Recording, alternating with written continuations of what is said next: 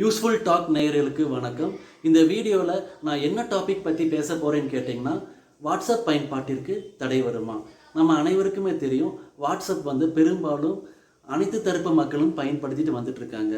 Simple காரணங்க, less expenses மோர் benefit.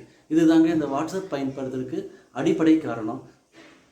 குறிப்பாக business people இந்த WhatsApp நல்லாவே பயன்படுத்திகிட்டு இருக்காங்க. சர்வே எடுக்கிறதுக்கு, டேட்டா கலெக்ஷன் பண்ணுறதுக்கு வாட்ஸ்அப் ஒரு டூல் மாதிரி யூஸ் பண்ணிட்டு வந்துட்டு இருக்காங்க. அப்புறம் MIM, மொபைல் இன்ஸ்டன்ட் மெசேஜ்.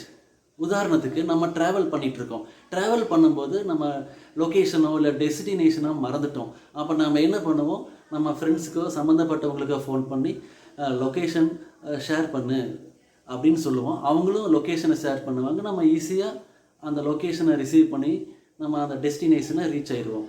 அதுவும் இல்லாமல் இந்த கொரோனா காலகட்டத்தில் இந்த வாட்ஸ்அப்போட பங்களிப்பு ரொம்பவுமே மறக்க முடியாத ஒன்றுங்க. குறிப்பாக இந்த ஸ்கூல், காலேஜஸ், யூனிவர்சிட்டிஸ் எல்லாமே லாக்டவுனில் இருந்தப்போ டீச்சர்ஸ் எல்லாமே கிளாஸ் டீச் பண்ணுறதுக்கு வாட்ஸ்அப் நல்ல ஒரு டூலாக யூஸ் பண்ணாங்க. ஸ்டடி மெட்டீரியல்ஸில் அது ஷேர் பண்ணாங்க. Google meet, zoom meet, Microsoft team meets இதெல்லாம் லிங்க் எல்லாமே இந்த வாட்ஸ்அப்பில் தான் ஷேர் பண்ணிட்டாங்க. வாட்ஸ்அப்பில் குரூப் க்ரியேட் பண்ணுறாங்க. அது போக வாட்ஸ்அப் மூலமாக நம்ம டெக்ஸ்ட் மெசேஜ் பண்ண முடியும், ஆடியோ ஃபைல் ஷேர் பண்ண முடியும், வீடியோ ஃபைல் ஷேர் பண்ண முடியும், ஆடியோ கால் பண்ண முடியும், வீடியோ கால் பண்ண முடியும். ஒரு கண்ட்ரியிலேருந்து இன்னொரு கண்ட்ரிக்கு வாட்ஸ்அப் கால் பண்ண முடியும். அதில் ISD சார்ஜஸ் எதுவுமே கிடையாதுங்க. ஸோ வாட்ஸ்அப்னால் நிறைய பெனிஃபிட் அடைஞ்சிருக்காங்க. இப்படி இருக்கிற இந்த வாட்ஸ்அப் இந்த சமீப காலத்தில் ஒரு சட்ட ரீதியான சிக்கலை சந்திச்சுட்டு வந்துட்டுருக்காங்க. அதை பற்றின முழு டீட்டெயில்ஸு 2011 ஒரு சட்டத்தை கொண்டு வர்றாங்க, 2021 ஒரு சட்டத்தை கொண்டு வர்றாங்க. இது பற்றின முழு இன்ஃபர்மேஷன்ஸை நான் டிஸ்கிரிப்ஷன் பாக்ஸில் போட்டிருக்கேன். சரி, விஷயத்துக்கு வருவோம். வாட்ஸ்அப் நிறுவனம் கடந்த 2009 வருஷம் தான் உலகத்துக்கு அறிமுகமாகுது. 2010 வருஷம் இந்தியாவுக்குள்ளே லான்ச் பண்ணுறாங்க. 2011 வருஷம் இன்ஃபர்மேஷன் அண்ட் டெக்னாலஜி ஆக்ட் ஒன்று கொண்டு வர்றாங்க. அதாவது பார்த்திங்கன்னா, வாட்ஸ்அப்பில், ஃபேஸ்புக்கில், மெயிலில் எல்லோரும் ஃபோட்டோ வச்சுருப்பாங்க, டிபி ப்ரொஃபைல் பிக்சர்ஸ் வச்சுருப்பாங்க.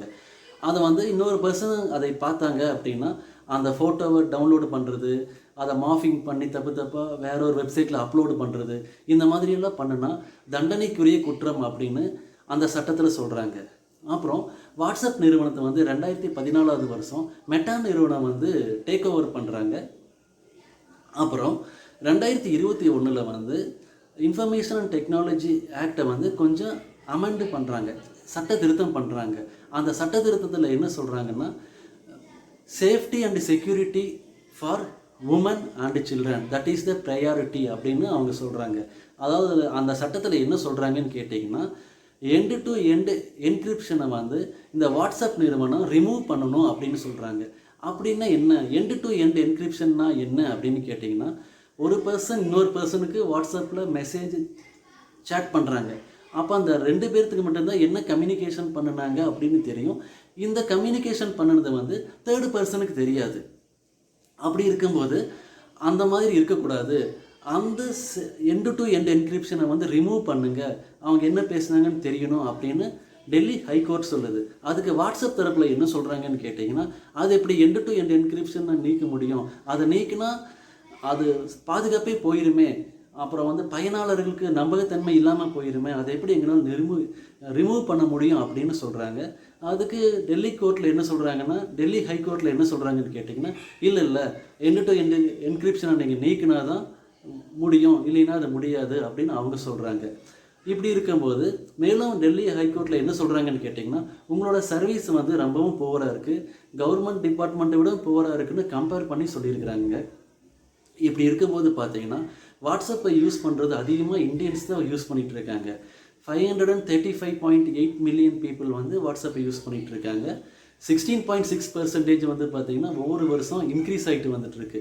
பிரேசிலில் பார்த்தீங்கன்னா 118.5 மில்லியன் பீப்புள் தான் வாட்ஸ்அப்பை யூஸ் பண்ணிகிட்டு இருக்காங்க. இது பார்த்தீங்கன்னா இந்தியாவுக்கு அடுத்ததாக வருது.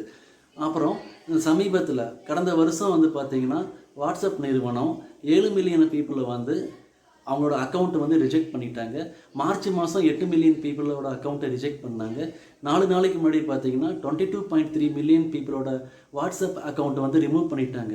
அது ஏன்னு காரணத்தை விசாரிக்கும் போது கிரீவன்சஸ் அப்பலண்ட் கமிட்டி, அதாவது வாட்ஸ்அப் பயனாளர்கள்ட்ட இருந்து ஃபீட்பேக் வாங்கும்போது அவங்க க்ரீவன்சஸ் சொல்லியிருக்காங்க.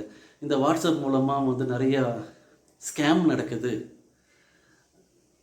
ஃபோர்ஜரி நடக்குது அப்படிங்கிற கம்ப்ளைண்ட்டை ரிசீவ் பண்ணுனதுனால இத்தனை பேர்த்தோட அக்கௌண்ட்டை வந்து நாங்கள் ரிஜெக்ட் பண்ணிட்டோம் அப்படின்னு வாட்ஸ்அப் தரப்பில் வாதத்தை வைக்கிறாங்க. எது எப்படி இருந்தாலும் இதை பற்றின முடிவு வந்து வருகிற ஆகஸ்ட் மாதம் தான் நமக்கு தெரிய வரும். நல்லதையே நினைப்போம்.